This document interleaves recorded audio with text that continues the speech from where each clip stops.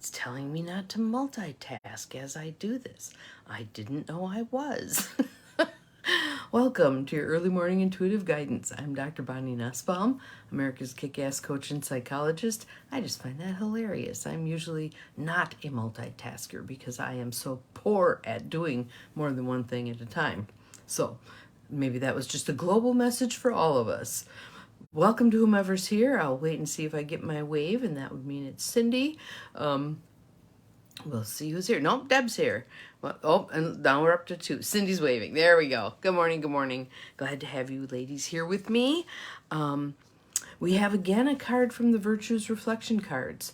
I thought that was interesting that the same deck popped up 2 days in a row. And yesterday we had Independence, and that was kind of a fun conversation. And today we have accountability. So, good morning, good morning. So I'll show you the card first. Accountability. We have a nice snow scene. We get a couple days reprieve from that, and then we'll see if that's what unfolds. So, but accountability. So let's take some breaths. And I really want you to feel embodied, grounded in your body. So whatever does that for you, like I have my hands on my legs right now, and that kind of helps me feel the heat from my hands, helps me pay attention to, yep, my legs are here, can feel my butt in the chair, my feet on the floor, just grounding in my body. So that's where I'd like us to be, is embodied.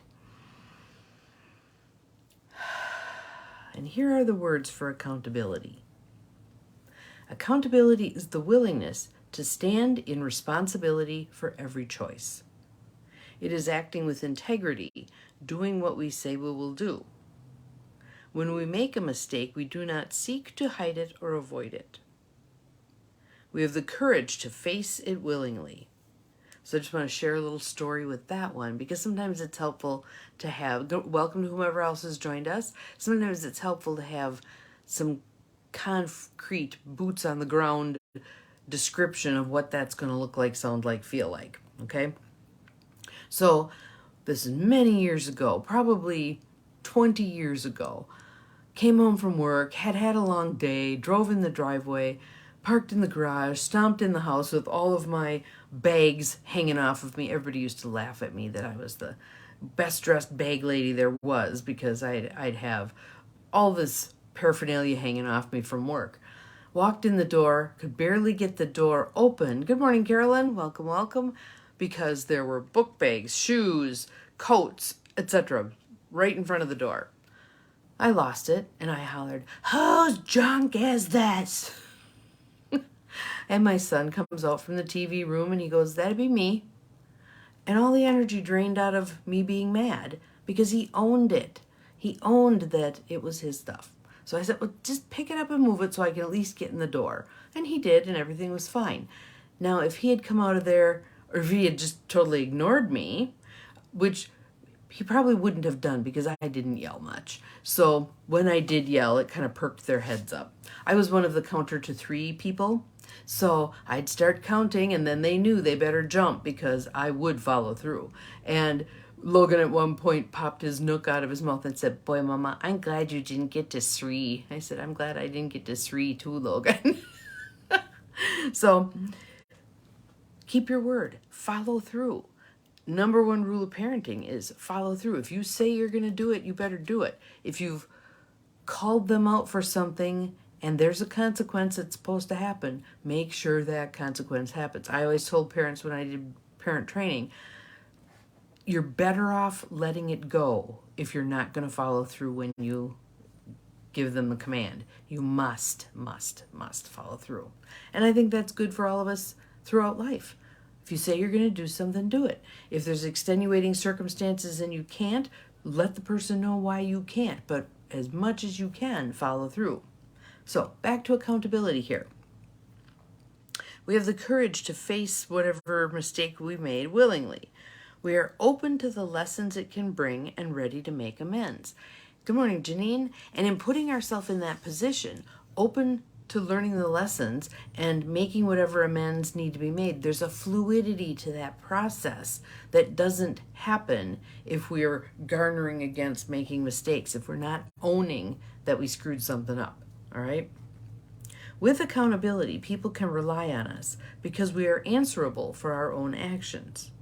We appreciate both the good we have done and the good to be gleaned from the choices that did not turn out right. We are guided by our highest standards.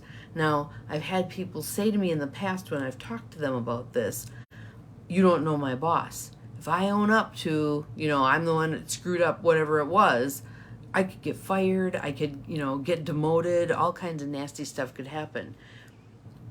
I personally might still own what I did, and in the event it went way south, I got fired, I got demoted, etc., etc., to me that would be a sign. That would be a very clear sign. Something's wrong with this place and something's wrong with this person, that this is what happens. I still love the story, a corporate story of a man in a position who made $1 million mistake and got called up to the corporate office, goes trudging up there. He'd already boxed up his stuff because he knew he was going to get kicked to the curb. And basically he preempted the president by saying, I know I'm getting fired. When do you want me out of here? And the guy said, are you kidding me? We just taught you $1 million lesson. That's the kind of place we want to work, right? And they are out there. They are out there. I think one of the most interesting things about this card and accountability is if you look at the structure of corporations, in the legal sense, they're actually viewed as individuals. They're viewed as human beings. They have the same kinds of rights as human beings. Yet, how often do they not do accountability? How often do they not own this very human thing that really raises us up, really makes us much better humans when we choose to be accountable for all of our choices. There is a quote on the back from Gay Hendricks and Kate Ludeman in their book, The Corporate Mystic. Always take 100% responsibility for any activity you're involved in. Good morning, Linda. Welcome. And I know there are those of you who would be loath to do that, say in a group situation. We're setting up a group. Didn't we all hate that in school? Okay, we're going to break into groups of 4 and you're all going to put together this report and then you're going to bring it back and present it to all of us. But didn't you hate that? I hated that because it was usually me and one other person doing all the work and a whole bunch of people sitting around benefiting from what we've done. Sometimes over time we can get groups. That's actually what intentional community is about, creating groups that are much more egalitarian and people do chip in their portion. Sometimes it ebbs and flows. Sometimes if you have a broken leg, you're probably going to be doing less than what you could do once you're healed, right? But nonetheless, still bringing your contribution to the table if you're doing some group stuff. So the practice of accountability. Here are the I statements. Again, if one of these grabs you, hang on to it for the day for your mantra. I take responsibility for my choices. I take responsibility for my choices. I have the humility to face my mistakes. I have the humility to face my mistakes. That's the Harry S. Truman thing. The buck stops here. If I'm the one that screwed it up, I'm the one that's going to address it. I am a lifelong learner. I am a lifelong learner. One of the things that boggled my mind, and I can't even pull the statistic, and I won't want to guess, but when people were asked post high school how many books they had read, the number of people who had not picked up a book since they were in school was mind-boggling to me. I usually have 3 or 4 books going at once. I am a lifelong learner. What does that do for you? What does that do for our world? Tremendous things. It certainly keeps your brain functional much longer in life. I make amends. I make amends. Many people have such a hard time saying, I'm sorry. I'm sorry, I screwed up. It won't happen again. Here's what I will do for you because I did screw up this time, etc. And to own it in a very humble way, not a, yeah, I screwed it up, so what? kind of a way. All right? Make amends.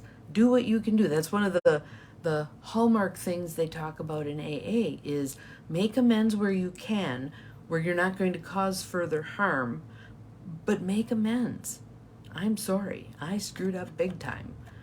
Here's what I can offer to correct that as best I can. I know we can't undo what I've done, but let's see if we can move forward from here. Owning that is huge, huge, huge, huge. And to me, is meant to be empowering. When we own the good, the bad, and the ugly, we are empowered. Look at the people who are really good at owning their foibles. Are they not very powerful people? And not just power in terms of the rubber stamp kind of thing, because astrologically, I think it's kind of funny. Several readers have talked about people's astrological charts, and that there are many of the charts of politicians show that they are pretty young souls. So politics may be their way of cutting their baby teeth.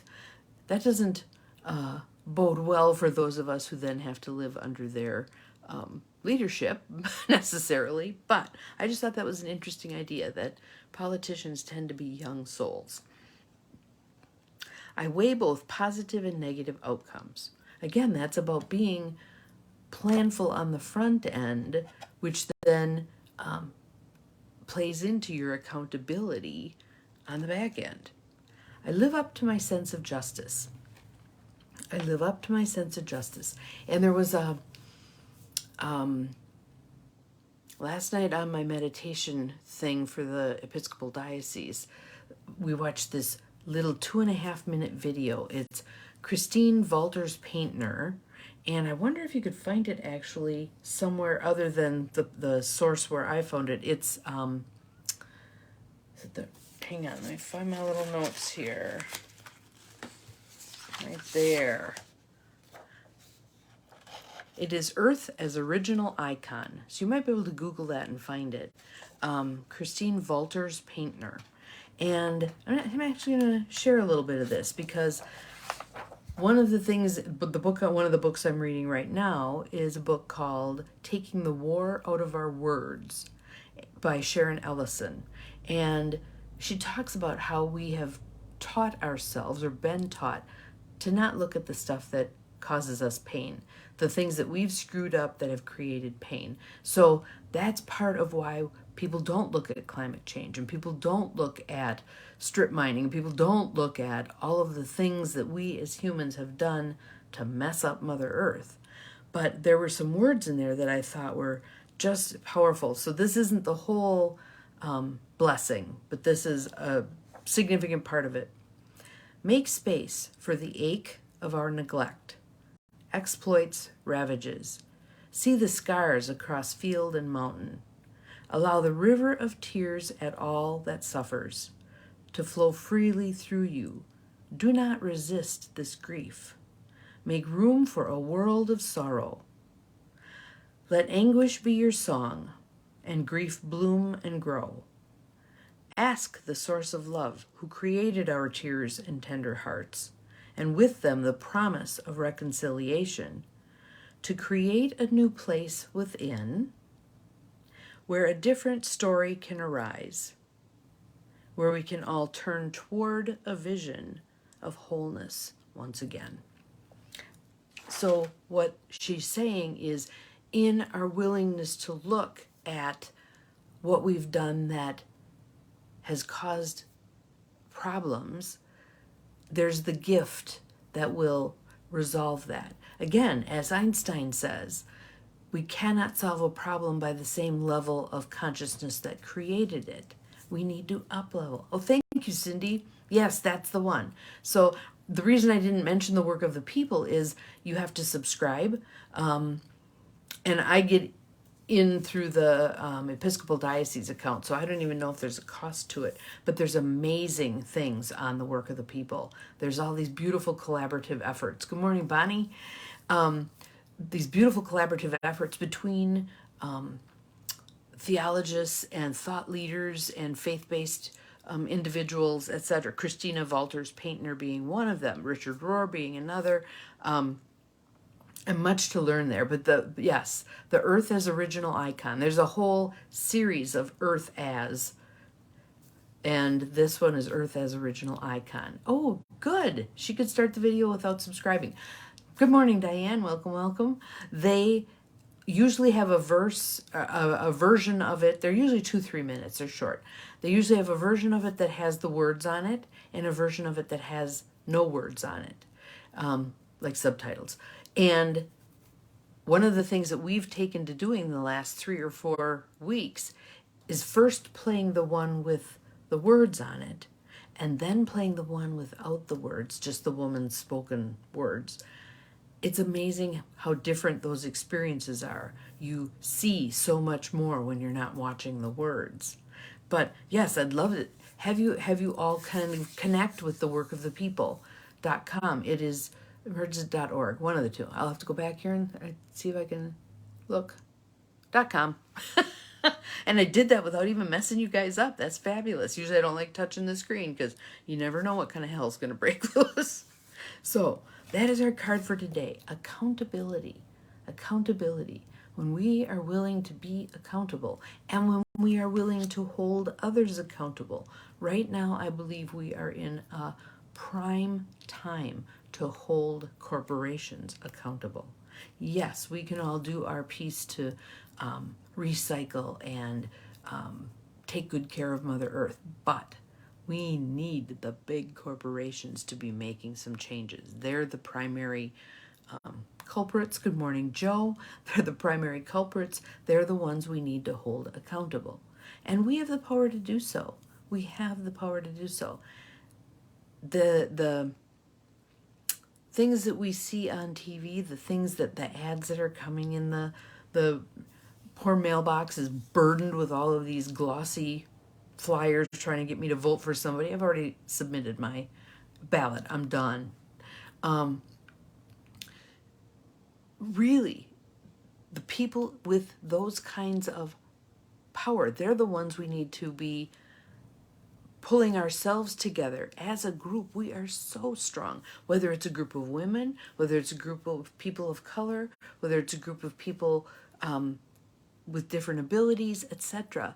Whether it's all those groups coming together and saying, wait a minute, we're done with this. We are no longer tolerating corporate greed. We are no longer putting up with our crappy healthcare system. I was talking to an educator last night, and she was sharing how much more difficult teaching has gotten because, and she has taught for decades, that youth at this point are so disillusioned with adults that they don't want to hear anything we have to say. They don't want to listen to anything we have to say. They're kind of what one of her students said to her flat out. Basically, you guys have mucked it up so badly. Why would we take advice from you? And in true adolescent fashion, the cockiness that comes with adolescence. But we can garner some power there, mobilize that youth, utilize their voice. They view things from a different perspective than boomers do. That can be a very good thing. It can be annoying, but we're annoying to them also. So garner the power, the energy, the motivation of youth. Look at Greta Thunberg. Oh my God, what she has accomplished simply by opening her mouth and saying it is unacceptable what you corporations and countries are doing. Let's continue that. Can you imagine people coming together? And I think back on all the, remember when some riots were going on, there was a group of moms that lined up. There's power in numbers. There's power in numbers. And it's power with, not power over. This is what we want to accomplish, and here's how we're going to do it, and moving forward in faith. So all of that cycles around accountability, our card for today, right? So I just want you pondering, where in your life could you hold yourself more accountable? And again, that doesn't mean cracking the whip and beating yourself up. It means that direct eye contact with you saying, I need to own responsibility for this. I've made this choice, whether it was a conscious choice or subconscious choice. I've made this choice and I need to own it, and then I can decide what I want to do about it. There, that's long enough, I think. Have an awesome day. We'll see you again tomorrow. Remember, you're capable of far more than you think you are. Bye-bye.